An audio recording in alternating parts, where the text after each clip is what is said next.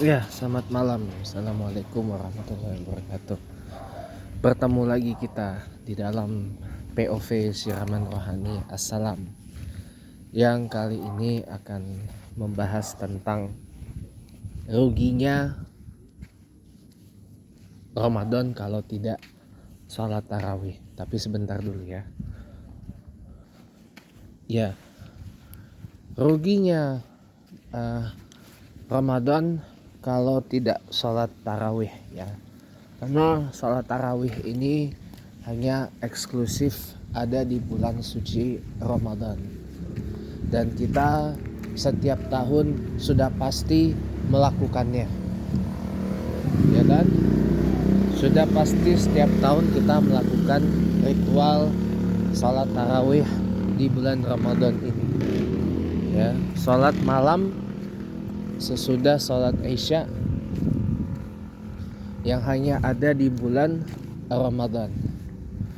Kadang-kadang yang kita rasakan begitu semarak di 10 malam pertama di masjid dan musala terdekat kita. Bahkan kalau masjidnya tidak terlalu besar, sampai sewa tenda. Ya, kalau masjidnya besar mungkin sampai ke halaman-halaman atau aula-aulanya mungkin penuh ya.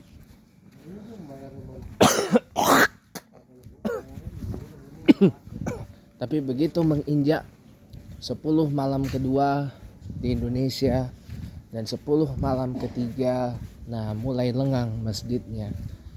Nah, inilah yang kadang-kadang perlu untuk kita dakwahkan bersama-sama tentang ruginya kalau kita tidak melaksanakan sholat tarawih di bulan Ramadan Al-Karim yang mubarak ini. Ya, kita sambung lagi. Karena itu maka rugi sekali kalau kita melewatkan kesempatan emas dengan melaksanakan sholat tarawih di bulan Ramadan. Apalagi kalau kita laksanakannya secara berjamaah, berkali-kali lipat derajat pahalanya. Karena ada satu riwayat di bulan Ramadan dikatakan pahala ibadah wajib di bulan Ramadan akan Allah naikkan berkali-kali lipat derajatnya. Ada ibadah sunnah, pahalanya Allah lipat gandakan menjadi setara wajib atau setara fardu. Kalau ibadah yang lain Allah lipat gandakan pahalanya. Gimana enggak nikmat coba? Apalagi bulan Ramadan ini menyandang status sebagai sunnah muakkad. Salat sunnah yang dianjurkan.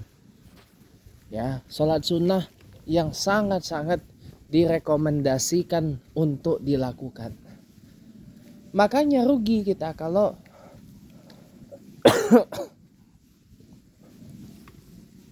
di bulan Ramadan ini kita tidak melaksanakan sholat tarawih.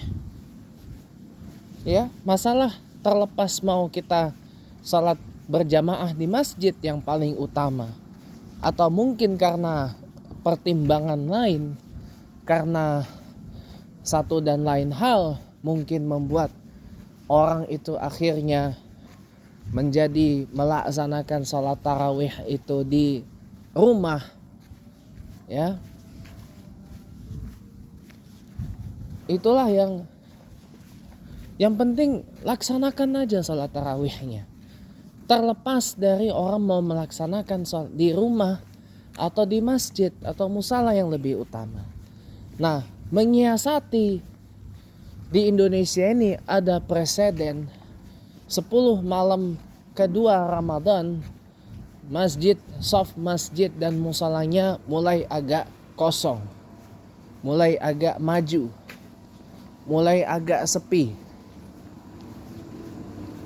Begitu 10 malam terakhir Ramadan langsung pada kosong, langsung ditinggal pergi masjidnya.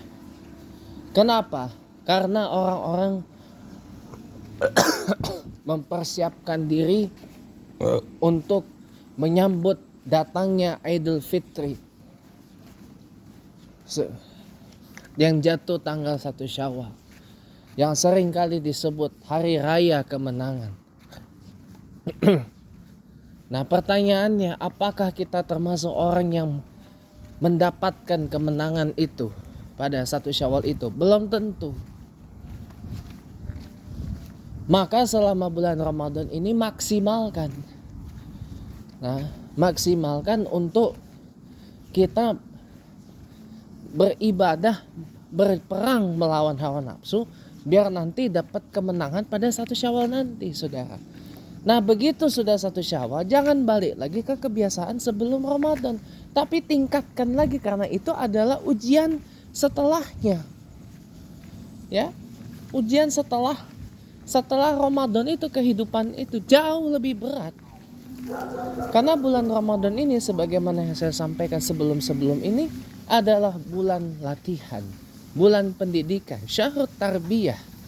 Kita dididik, dilatih bagaimana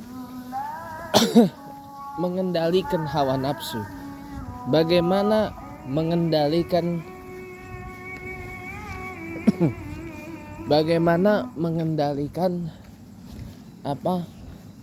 syahwat, bagaimana kita berempati, bagaimana kita menjadi pribadi yang semakin bertakwa kepada Allah, tetapi tidak juga menghilangkan rasa persaudaraan di tengah-tengah kita, atau yang kerap kali kita sebut dengan sebutan hablum minan nas, berhubungan baik antar sesama manusia, saudara sekalian. Karena itu, marilah kita jadikan Ramadan sebagai bulan benar-benar kita merelakan diri ditempa dengan berbagai pelatihan yang ada pada, termasuk bulan Ramadan ini, bulan dimana kita ditempa, dilatih, dididik untuk rajin sholat. Makanya rugi kalau bulan Ramadan ini kita tidak laksanakan sholat tarawih. Ya, rugi. Terlepas dari sholat tarawihnya, mau 8 rakaat ditambah witir 3 jadi 11 rakaat. Mau tarawihnya seperti Masjidil Haram dan Masjid Nabawi, 10 rakaat tambah 3 witir menjadi 13 rakaat.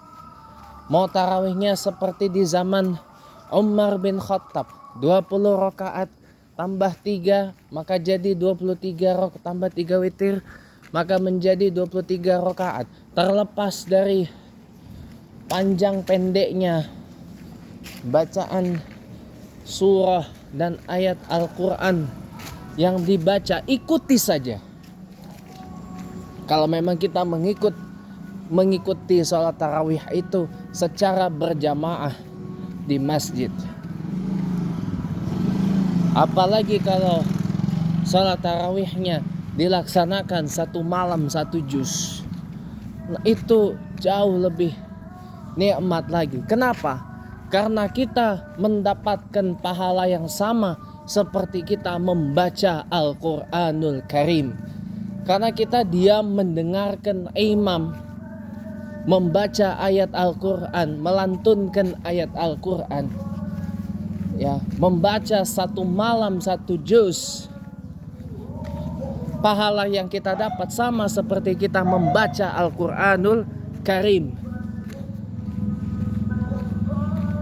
yang berjumlah 30 juz, 114 surah, 6.666 ayat yang ada di dalam Al-Quran itu. Dalam 1 malam kita sudah 1 juz, pahalanya kita dapatkan juga. Pahala kita membaca Al-Quran. Jadi sama. Apalagi nanti di Yaumul Mahsyar, pemirsa, kita nanti akan berdiri sangat lama sekali, menunggu giliran kita dihisab, menunggu giliran kita dimintai pertanggungjawaban oleh Allah Subhanahu wa Ta'ala atas apa yang telah kita perbuat di dunia selama ini. berdirinya sangat amat lama, bukan 1, 2, 3 hari, tapi bisa beratus-ratus tahun lamanya. Tergantung seberapa banyak hal yang kita pertanggungjawabkan selama kita di dunia di hadapan Allah Subhanahu wa ta'ala itu. Hitung-hitung sholat tarawih ya, dengan bacaan surah dan ayat Al-Quran yang panjang-panjang, apalagi kalau satu malam satu juz, apalagi diimamkan oleh seorang hafiz yang suaranya indah, yang tajwidnya ibaratkan kalau kata anak Medan paten kali bah.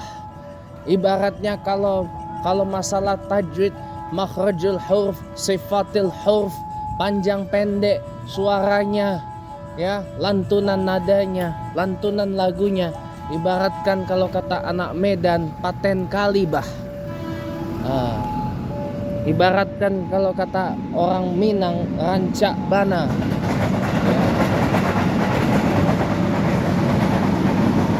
Coba bagaimana orang tidak bisa menikmati kalau seperti itu adanya. Satu malam satu juz diimami oleh seorang hafiz yang kalau untuk masalah yang tadi telah saya sebutkan, ibaratnya kalau kata orang Minang rancak bana. Ibaratkan kalau kata orang Jawa apik tenan ya, kalau kata orang Jawa apik tenan. Nah, ada kereta lewat.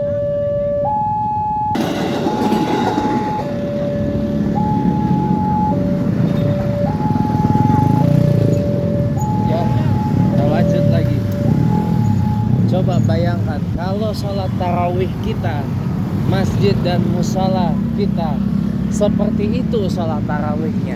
Bukan mustahil kalau 30 hari, 29 sampai 30 hari kita sholat tarawihnya penuh terus itu masjid. Satu juz pun tak berasa. Maka daripada itu ya, rugi rasanya kalau kita tidak sholat tarawih di bulan Ramadan ini. Apalagi kalau kita tidak melakukannya secara berjamaah. Karena sholat berjamaah dapat pahala berkali-kali lipat derajatnya dibandingkan dengan salat sendiri, sebagaimana kita tahu riwayat-riwayatnya.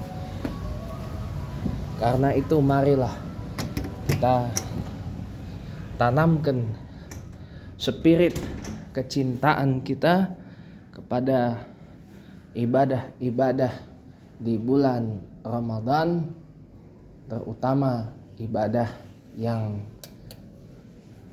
berjamaah, ibadah ijtimai, mulai buka puasa bersama sampai sholat berjamaah pun itu dinikmati. Nasrun minallah wa fathun qarib wa basyiril mu'minin. Akhirul kalam, mari kita habiskan sisa-sisa penghujung bulan Ramadan ini dengan banyak-banyak melaksanakan salat tarawih berjamaah di masjid dan di musala. Syukur-syukur masjidnya memiliki stok hafiz penghafal Quran yang kalau untuk masalah suara, nada, irama, tajwid, makhraj huruf, sifatil huruf, ibaratkan kalau kata orang Jawa apik tenan, kata anak Medan paten kali bah. Seperti itu. Itu mari kita pelihara masjid dan musala yang memiliki aset yang demikian. Assalamualaikum warahmatullahi taala wabarakatuh dan terima kasih.